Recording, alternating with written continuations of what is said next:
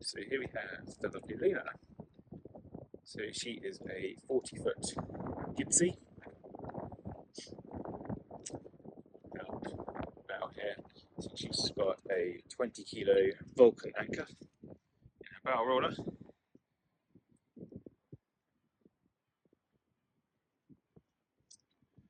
We had the rigging redone over this winter, so you can still see some of the marks on there. Spinnaker pole, life raft in the cabin top, new stacked pack, new sails. So good spray head. Coming back, our steering wheel is off at the moment because we're doing some work on the lazaret. So moving from the aft part of the boat, got two horseshoe buoys on the back. That's spiral gear, good quality dam buoy. Steps on the back. The flexi teak in the cockpit is all brand new. This was done in the shed over the winter. At the moment we're doing some work in the lazaret. I'll show you here. This is normally where our Gib'Sea heating is. But we've just had this all reinforced to mount our new Type 2 hydraulic autopilot, which is being fitted this week.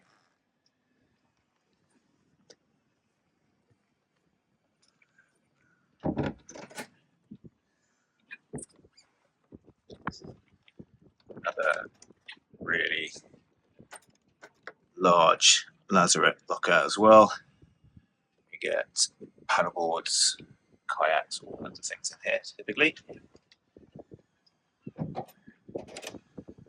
Furling line for the Genoa. Back to block and launch here.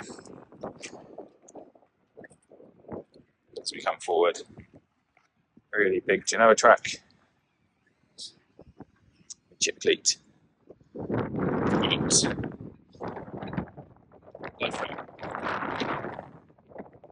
So the new stack pack, new main sheet system, which works exceptionally well. The mast has 2 winches on it. We use this to spin the balance. Cabling for the mast.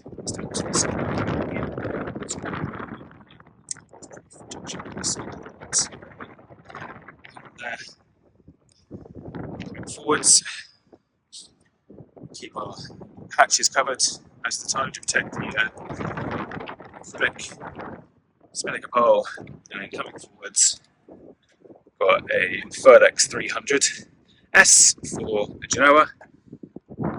This Genoa, brand new, we picked up in March this year, 2024. It was built by, or designed, made by Sanders down in Leamington. So in our anchor locker, we've got a brand new 1000-watt windlass, luge anchoring bits and pieces. There is 75 metres of 8mm chain, which is plus that's also spliced onto some heavy gauge 3-strand as well. So you've got in all about 100 metres in total for anchoring.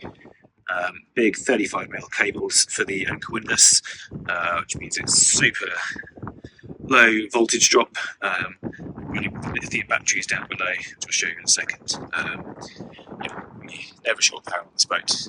All marked up with anchor bolt, so no mount, and lashed off front, and it also has an anchor pin through the front as well. Right, so back in the cockpit, steering wheel is now back on. New Scanstrut mounts on the binnacle. There's a B&G Zeus 3S chart plotter, a Triton 2 Scanstrut waterproof USB charger, nickel compass, etc. etc. down here. Engine controls nice and close.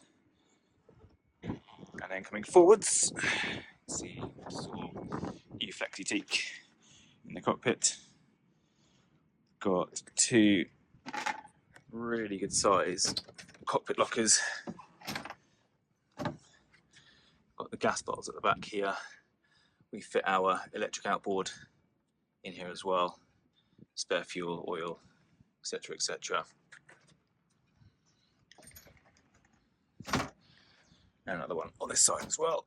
This is where shore power comes in. So we use our rope blocker, the galvanic isolator at the back there, manual bilge pump as well, with handle, you'll notice. Quite important that. Moving forwards, really good solid acrylic weatherboard for the companionway. And then move the wheel cover out the way. We've got some large 46.2 Harken winches for the Genoa sheets. All of the lines are pretty much colour coded, so the red ones are for Reef 3. As you can see, Reef 3 is actually a double line reefing system because that's when it actually matters. Reef 1 and 2 in the mainsail are both single line reefing. We've got a Dyneema cord main sheet here, and as well as the Vang and the controls for the Traveller. So it's got 32.2 winches for the main sheet. This is a spinnaker sheet. We also use it sometimes for the Traveller as well. So that works really nicely. And then there's some pockets for your winch handles down here.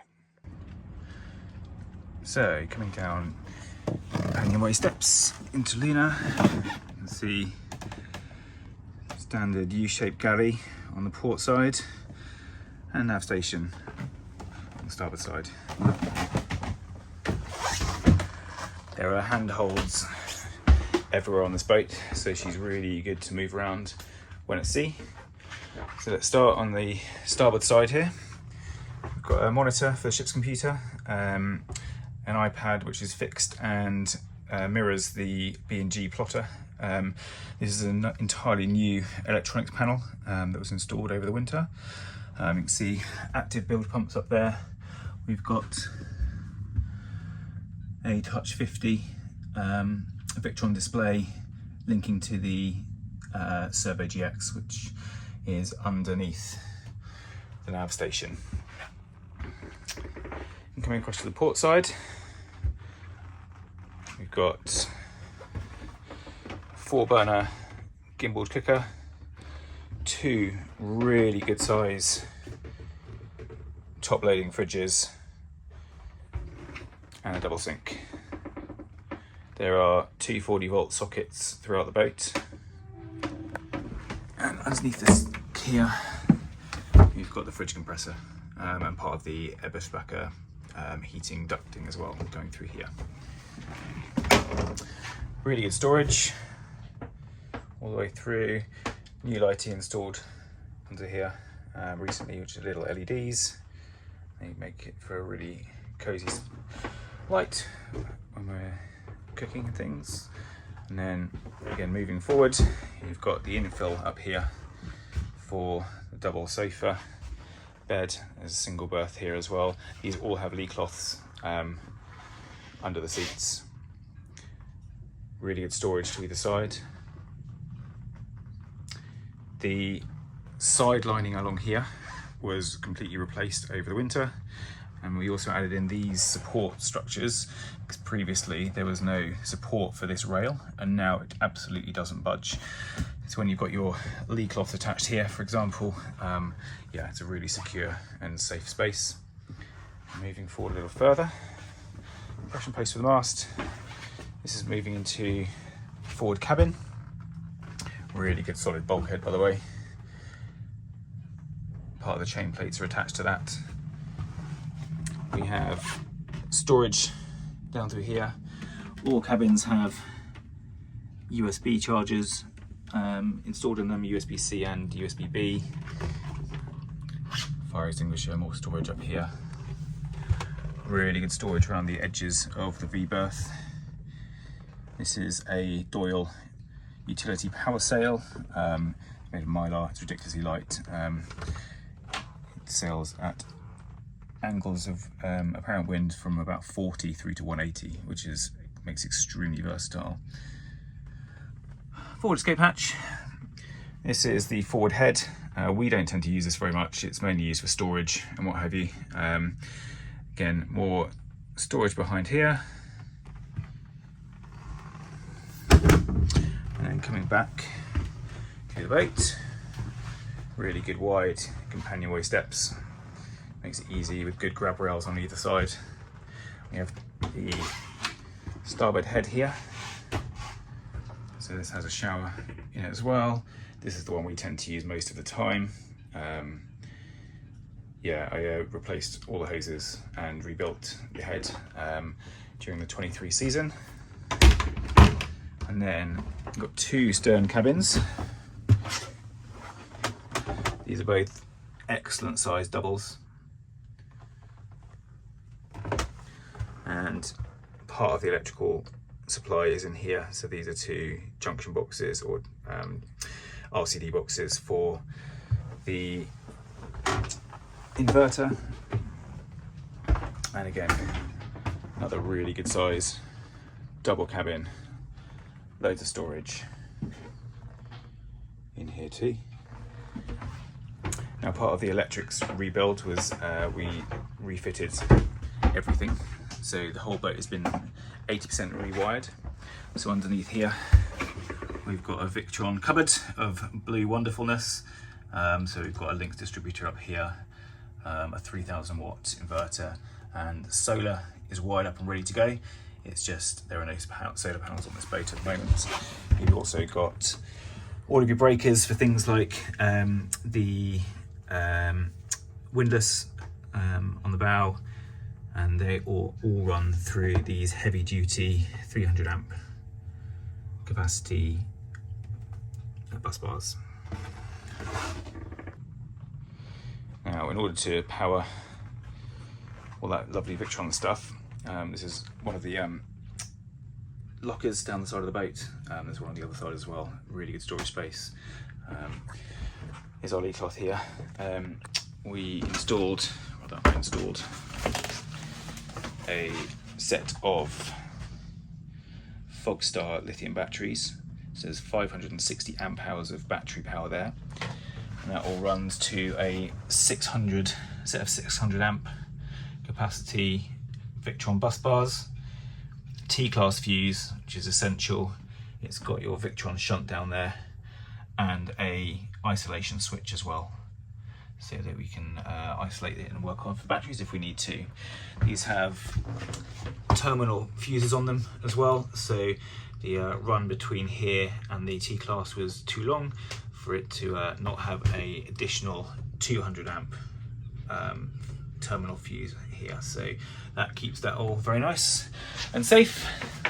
And then at the end there's another locker here, so I just epoxied this in and boxed it off. And subsequently you've got another really good storage space here. This used to be where one of the water tanks was, and there's certainly space on this boat for putting in another water tank, so you're back up to 400 litres.